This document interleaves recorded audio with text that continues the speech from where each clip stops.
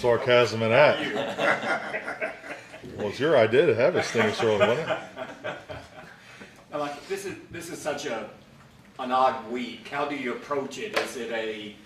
Do you give them some stuff on the game? Is it strictly just kind of keep the conditioning until we start next week, or is there the approach different, I guess, this week? I mean, it's definitely an odd week, but I just think, a couple factors involved. Just from a pure practice perspective, practice in the morning to beat the heat is why we're on this particular schedule.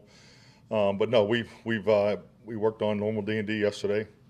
We'll work on third down today, and then we'll clean that up, and then we'll come in Monday and do some red zone. And because I do want to go through a normal flow next week, because we have not been on an in-season schedule yet. So I think it's important to get your team acclimated and transition into that mode. So, but yes, we're working game plan specific things. All right, so four-star telegram. We have a full complement of your practice squad guys. Can you talk about the two guys you added from other teams to practice squad? Yeah, definitely. I think really through the transition of it. Saw Sean this morning. Will be he's en route. He won't be here till later today. But I think our personnel department does a tremendous job. Throughout the night that they lay out the candidates. We came in yesterday morning, at 6, studied them. Two good additions. Looking forward to working with the young guys. Mike, Todd Archer with ESPN. Give a Donovan Wilson update. It's been a while that he's been out. How's his rehab going? It's going okay. So we'll have more for you on Monday. But yeah, he won't work in a full capacity today. Michael Gelkin, Dallas Morning News. In the past, you've placed a lot of importance on a certain body type on special teams. These guys who are more linebacker, tight end types. When you look at your 53, it's pretty clear you're a bit short on those types of guys. We're fast. What's the trade-off, and is it all problematic? I think everything in this league, and it really, to me, it goes back to what we talk about on offense and defense, and also goes to special teams. When your system of scheme design and how you want to play doesn't give you the ability to, keep the best football player. I mean, we all, length and all those things. I mean, all those profile conversations are important, but at the end of the day, you put together a 90-man roster, and every one of these guys earned this opportunity. So I'm confident with the makeup of our special teams. Mike Sadi, The Athletic. Related to Hunter, but I just want to ask you, with your time with John Kuhn in Green Bay, just what was the benefit of that? What did you like about the entire tenure that he had in Green Bay, and what worked in your offense? Well, I mean, John Kuhn's an excellent comparable because that has been used in our conversations. I mean, if you recall, John was he was a very productive one-back runner at Shippensburg, and Hunter has those skills. I mean, I think if you got to see him against the Raiders, very productive in a one-back run part of it. But his versatility is what we're excited about, because obviously it gives us the lead blocking ability in two-back. He's got good hands, good receiver, very bright. The protection part of it he has picked up for a rookie very well. And then there's a lot of high special teams value. The one thing, but when you have a guy like John, that can be a staple over there for 4 or 5 years. I see Hunter in the same light. Calvin Watkins, Dallas Morning News. This time of year, is it harder to find offensive linemen with that position flexibility that you guys seek?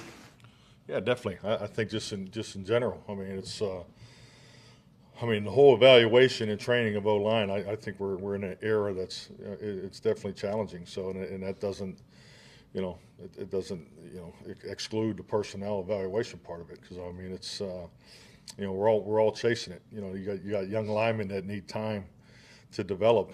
So your projection is so important. I think that's why in all these personnel evaluations, you have to go back to your initial grades. Now, I'm not one to hold on to those grades, but they are the starting point of how a player is viewed. So, but yeah, it's definitely tougher. I think it's just tougher in general to find big men this time of year.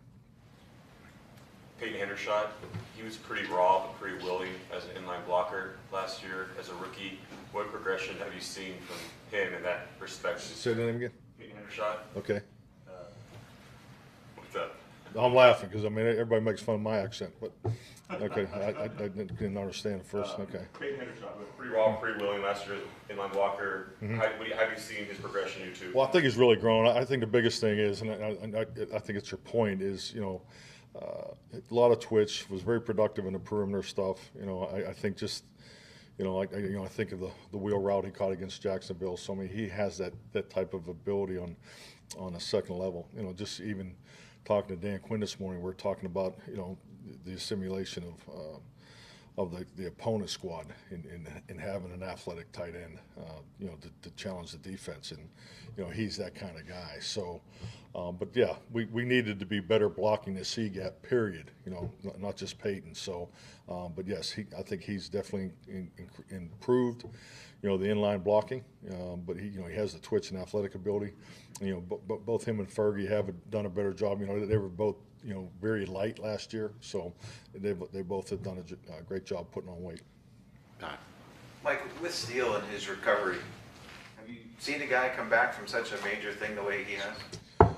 No, I haven't. I mean, just that clean. I mean, that's his. You know, he hasn't missed a day, and it's just Terrence. I mean, he's in there the same time every day, you know, doing the prehab. So, you know, it really, you know, feels like he never left.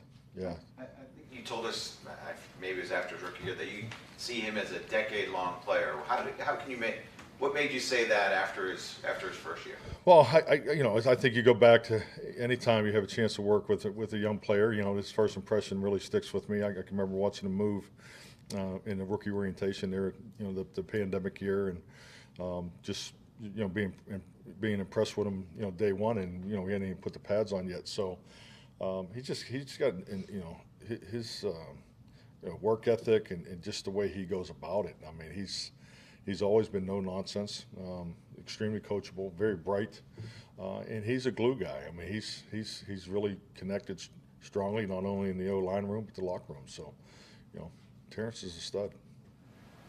Mike, Kuhn had a couple years in Pittsburgh before you guys got him. Did you think that when you did pick him up after he got released, that an 8-year career with you was kind of in the cards at that point? Yeah, definitely. Hell, I would have gone longer with him. You know, I think John was, you know, that kind of player. You know, not just, you know, coming off of Terrence, his conversation. You know, John was, you know, very strong in the locker room too. You know, had veteran presence, was a key guy for the special teams, and you know, and that wasn't really the philosophy. You know, keeping veterans on special teams. You know, the special teams were all your young players. Just philosophically, it was a different approach. So that speaks to John's value. So yeah, definitely. I mean, it's can wear a lot of hats. You know, when you can wear a lot of hats and give you position flexibility, you know, personnel utilization flexibility. You know, those are all things that I, you know, hold high, because you know it's all part of the game plan, especially over the course of a long season. Nick Harris, DallasCowboys.com. Has Noah Igbenogany arrived in the building yet? And if so, what have you like? Noah's here, and he's, you know, he was involved yesterday, so he just come right in, jumped in. So, Mike, you were talking a little bit earlier about that offensive flexibility. When you look at the guys who are going to touch the ball for you, you have a couple of guys smaller stature than you normally see. All your tight ends, a little bit different skill sets. Where does this rank as far as diversity of offensive talent that you've worked with? Or is this always kind of the template you've always kind of wanted to have? I've always wanted personnel, you know, flexibility. I think it's challenging for the defense. I think it's important for the makeup of your team. I think it's even more important in this day and age because of the length of the season, 17 games. You know, but there's also the case of, you know, being in one personnel and, you know, and being, you know, the old less volume, more creativity approach too. So I think you have to have a balance of both. Is this one of the more diverse skill set groups you've I don't like to do comparables, but it's a very diverse skill group. I'm excited to have these guys. Joseph White, Lone Star Live. Mike, you talked about first impressions. What was your first impression of Deuce Vaughn, and how has that developed? Yeah, I mean, really Deuce, I mean, obviously, Kansas State, extremely exciting player. I think the first time you see him in line in a team drill, I mean, you could see it right away in the helmets, his unique skill set. But, the thing that jumps out of me is, his running style. I mean, it looks, it looks like he's that far off the ground when he goes through the hole, and they can't really find him. And he's got great vision and instincts, really high in awareness, and he's a playmaker. So very bright. He's picked it up extremely well. Obviously made a very strong first impression. TJ Bass is working to expand his game by doing some center work. From your experience, like for a guy who's never really done it, who's doing it for the first time as an NFL rookie, what are the keys to make that transition successful? Well, confidence, number one. For the first component of it is the snapping. You got it's a fine motor skill. Fine motor skills. You need reps. The 10,000 rep approach.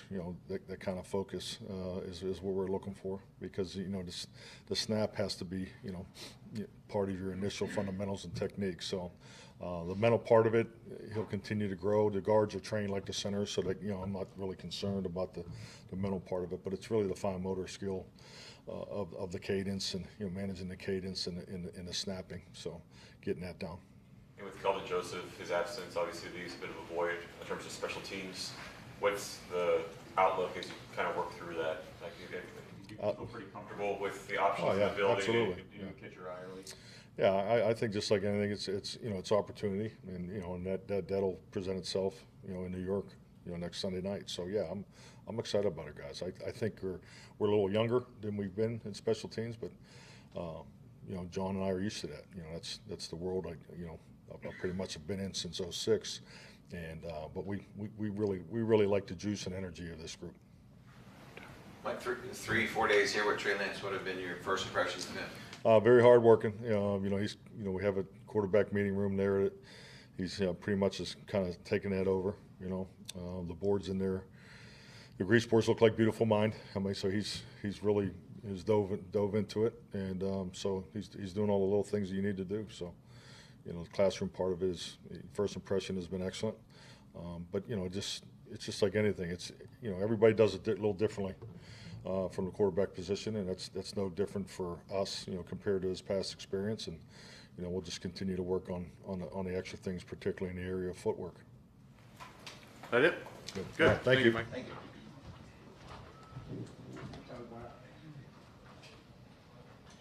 Like 15 minutes.